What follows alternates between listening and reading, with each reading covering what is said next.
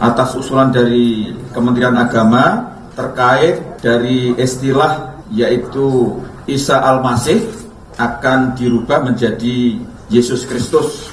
Haleluya, haleluya, haleluya. Assalamualaikum warahmatullahi wabarakatuh. Salam Aki. Aku kabarkan Injil keselamatan. Bapak Ibu Tuhan, ketemu lagi dengan saya Evangelis Abraham Effendi Usman. Bagaimana kabar Bapak Ibu semua? Tentu luar biasa. Nah, saudaraku para pencinta Injil Habaget, sebelumnya saya mengucapkan terima kasih banyak kepada Bapak Ibu yang selalu mendukung pelayanan Habaget, baik melalui doa, dana, motivasi maupun support saudara semuanya. Dan terus dalam doa Bapak Ibu khususnya mengenai perencanaan kita dan sedang kita lakukan dan sudah kita lakukan pelayanan ke pedalaman-pedalaman, ke kantong-kantong Kristen untuk menguatkan mereka sehingga anak-anak Tuhan di pedalaman tidak mudah terombang-ambing. Sebagaimana kita ketahui selama ini para guru palsu Bapak Ibu, mereka secara terang-terangan melakukan islamisasi di kantong-kantong Kristen. Tapi Bapak Ibu, beredar informasi yang kita dapatkan beberapa waktu yang lalu bahwa di kantong-kantong Kristen itu terjadi kristenisasi. Ini tidak masuk akal sama sekali. Di kantong Kristen terjadi kristenisasi. Tidak masuk akal. Justru kejadian kebalikan daripada apa yang kita dengar di media sosial dan apa yang diperdengarkan oleh mereka. Mereka hadir ke kantong-kantong Kristen Bapak Ibu untuk melakukan islamisasi besar-besaran dan melakukan islamisasi secara terang-terangan. Hukum penistaan agama sudah jelas tidak akan menimpa orang-orang yang melakukan kristenisasi. Berbeda dengan apa yang kita lakukan Bapak Ibu. Maka Alkitab mengatakan apa? Cerdiklah kamu dan tuluslah kamu. Cerdik seperti ular, tulus seperti merpati. Artinya apa? Apakah firman Tuhan mengajarkan kita bertakiyah? Apakah firman Tuhan mengajarkan kita berbohong di sini? Tidak. Tetapi firman Tuhan mengajarkan kita supaya kita harus hati-hati di dalam melakukan penginjilan, di dalam melakukan pelayanan. Karena di bangsa dan negara kita ini sedikit-sedikit hukum penistaan agama. Jangan sampai gara-gara lisan kita, tulisan kita terbentur dengan hukum penistaan agama. Maka kita harus hati-hati. Kita harus cerdik. Bukan disuruh bertakiyah demi agama, bertakiyah demi iman, bertakiyah demi akidah.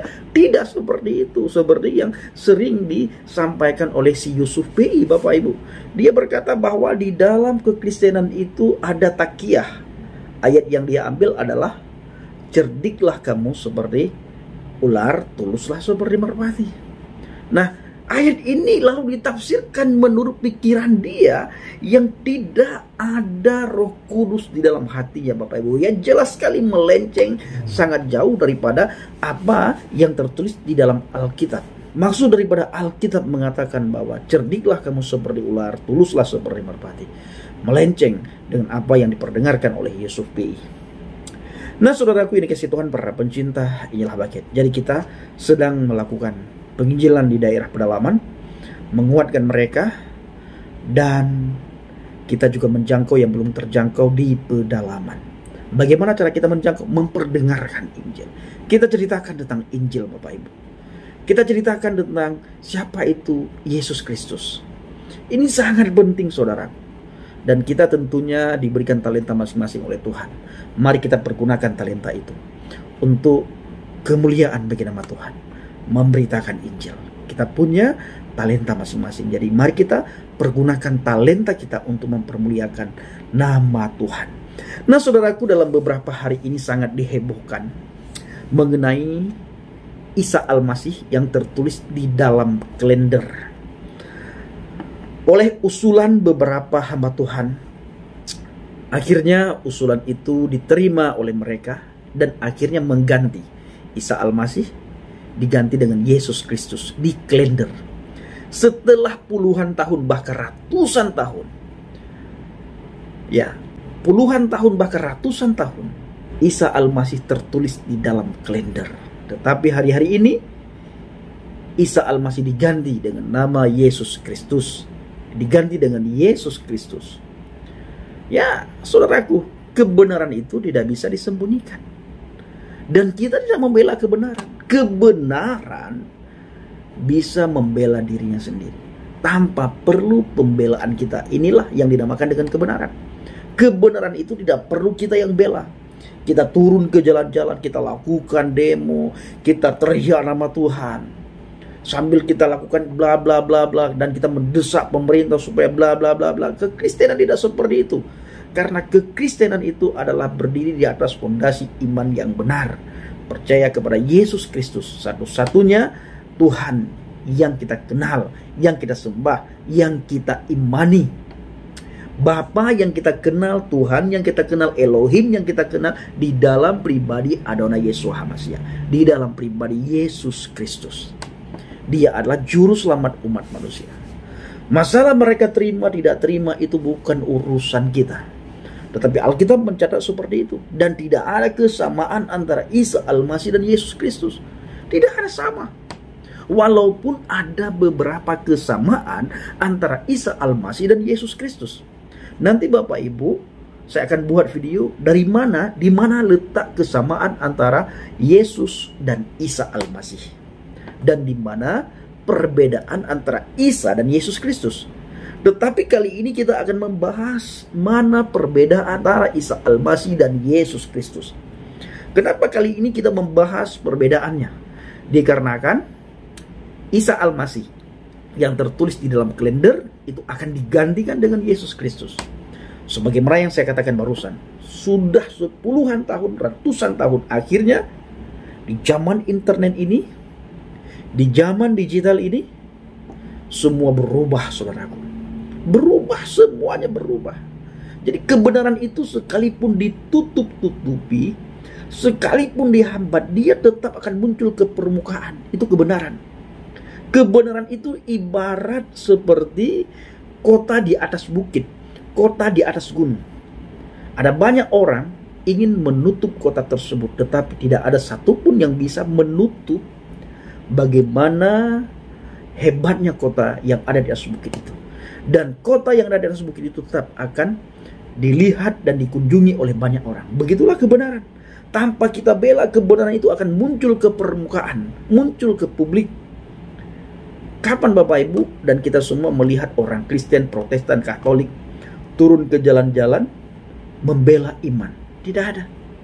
Bahkan Alkitab kita diketutin, iman kita dilecehkan, iman kita dicemooh, ditertawakan. Apa yang kita lakukan? Berdoa, kita serahkan sama Tuhan, dan mereka satu persatu berhadapan dengan Tuhan.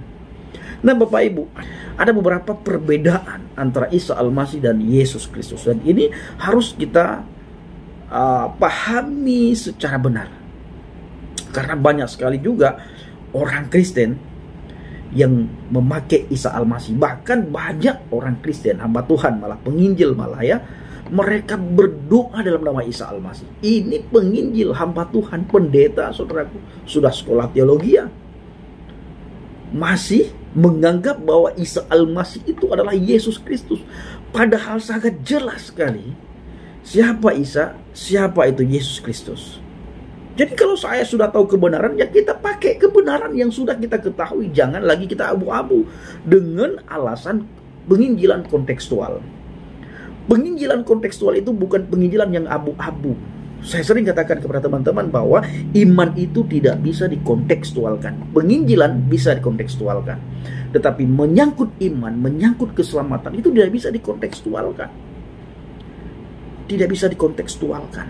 Dan saya hari-hari ini menyadari, ketika saya berjalan, saya memberitakan Yesus. Tidak lagi kita teman-teman, Bapak Ibu, kita tidak lagi menceritakan tentang Isa Al-Masih. Sudah tidak zamannya lagi sekarang. Bahkan mereka sudah mau mengganti Isa Al-Masih dengan nama Yesus. Ini adalah satu hal yang sangat luar biasa ya. Satu hal yang sangat luar biasa di zaman internet ini, tahun 2023 ini terjadi perubahan yang besar-besaran. Maka dari itu Bapak Ibu, kita jangan duduk diam di tempat. Kita harus pergi memberitakan Injil. Kalau saudara melihat keadaan alam ini, apa yang sudah tertulis dalam Alkitab, ini benar-benar detik kedatangan Yesus Kristus yang kedua kali itu sudah semakin nyata, sudah semakin dekat, sudah di depan mata saudara. Jadi kita jangan lagi lalai. Kita jangan lagi berkata, apa yang kamu bilang Bang Bendi? Dari dulu juga orang ngomong begitu, pendeta ngomong begitu, hamba Tuhan ngomong begitu, penginjil ngomong begitu. Kapan Tuhan datang? Ini tertulis juga dalam dalam Alkitab, Bapak Ibu, akan muncul orang-orang seperti itu di sekitar kita. Nah, ini salah satu adalah tipu daya muslihat kuasa kegelapan supaya kita tidak memberitakan Injil. Nah, kuasa kegelapan senang. Tidak ada yang selamat, tidak ada yang percaya kepada siapa yang mati di atas salib. Nah, karena kuasa kegelapan itu menyembunyikan apa yang tertulis di dalam Alkitab. Kematiannya, kelahirannya, kebangkitannya. Ini disembunyikan oleh kuasa kegelapan, Bapak Ibu. Maka bermacam cara kuasa kegelapan menipu banyak umat manusia. Ribuan manusia ditipu oleh kuasa kegelapan. Menyangkut tentang kematian, kelahiran, dan kebangkitan daripada Adonai Yesus Masih. Jadi saudaraku, dikatakan di dalam sebuah hadis riwayat Ahmad. Dan di sini juga dikatakan riwayat dari Abu Hurairah. Yanzilu Isa bin Maryam fayaqtulul khinzir. Saya ulangi. Yanzilu Isa bin Maryam fayaqtulul khinzir. Artinya apa? Isa bin Maryam akan turun lalu membunuh babi. Ini perbedaan antara Isa dan Yesus. Yesus turun nantinya apakah untuk membunuh babi? Bukan. Lalu apakah Isa Al-Masih salah membunuh babi? Kita tidak mengatakan itu salah karena itu iman mereka. Tetapi saya ingin malam ini sampaikan kepada Bapak Ibu semuanya supaya kita semua tercerahkan.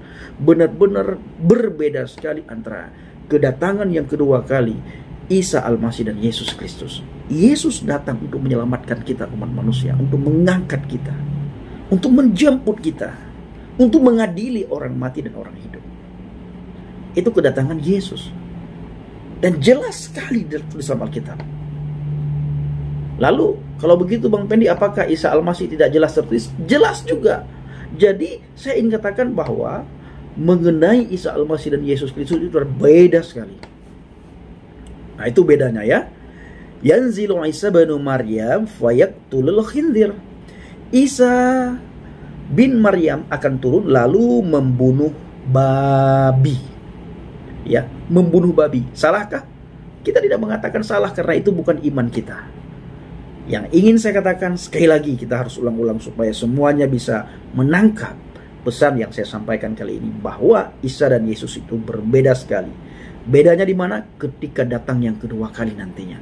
Ketika turun yang kedua kali nantinya. Isa Al-Masih jelas sekali dikatakan dalam hadis riwayat dari Abu Hurairah atau riwayat hadis riwayat Ahmad. Nah, yang kedua, wa yamhus salib. Artinya Bapak Ibu, memusnahkan salib. Jadi Isa Al-Masih memusnahkan salib, datang yang kedua kali. Lalu dikatakan lagi, wa tujma'u lahus salat wa yu'ta malu hatta la yuqbalu wa yad'ul haraja wa yanzilur rauha fayahujju minha au ya'timaru au yajma'uhuma. Artinya Bapak Ibu, Isa bin Maryam akan turun lalu membunuh babi, memusnahkan salib, memimpin sholat jamaah, memberikan harta sampai-sampai tidak ada yang menerima. Karena semua orang sudah hidup sejahtera dan menghapus pajak. Dia singgah di Ar-Rauhah lalu menunaikan haji atau umrah atau kedua-duanya. Ini adalah Isa Al-Masih, bukan Yesus Kristus. Ini berbeda Bapak Ibu. Nah, jadi mari kita berjalan di rel masing-masing. Nah, seperti saya katakan tadi, ada banyak sekali penginjil, bahkan murtadin, pendeta juga. Ada banyak sekali hamba Tuhan pendeta yang sampai hari ini masih berdoa bahkan di dalam nama Isa Al-Masih. Padahal dalam Alkitab tidak ada nama Isa Al-Masih. Keselamatan itu di bawah kolong langit ini bukan di dalam nama Isa Al-Masih, tetapi di dalam nama Adonai Yesus Masih. Di dalam nama Yesus Kristus. Itu keselamatan. Mari kita membiasakan yang benar, jangan membenarkan yang biasa. Jadi saudaraku dikasih Tuhan, para pencinta Injil Habagai, setelah puluhan tahun, bahkan ratusan tahun, akhirnya di tahun 2023 ini Isa Al-Masih di dalam kalender mudah-mudahan benar-benar terwujud, bahwa akan diganti dengan nama Yesus Kristus. Ya, mudah-mudahan benar-benar terwujud, bukan saja wacana. Nah, itu tadi Bapak Ibu perbedaannya antara Isa dan Yesus Kristus. Dan berikutnya nanti Bapak Ibu kita juga akan membahas tentang kesamaan daripada Isa Al-Masih dan Yesus Kristus. Kalau barusan adalah perbedaannya. Lalu kita tadi melihat bahwa Isa Al-Masih menghapus jizyah. Ya, sebenarnya yang mewajibkan jizyah itu siapa? Nah, siapa yang mewajibkan jizyah? Nah, silakan Bapak Ibu tulis di kolom komentar siapa yang mewajibkan jizyah. Baik saudaraku, kiranya video singkat ini menjadi berkat bagi kita semuanya. Assalamualaikum warahmatullahi wabarakatuh. Salam agi. Aku kabarkan Injil keselamatan. Pak Yahweh Bishim Adonai Yesus Masih Ruah Kudus memberkati kita semua. Haleluya. Amin. Salam murtadin. Sekali lagi saya mengucapkan terima kasih banyak kepada Bapak Ibu yang selalu mendukung pelayanan Habaget. Terima kasih.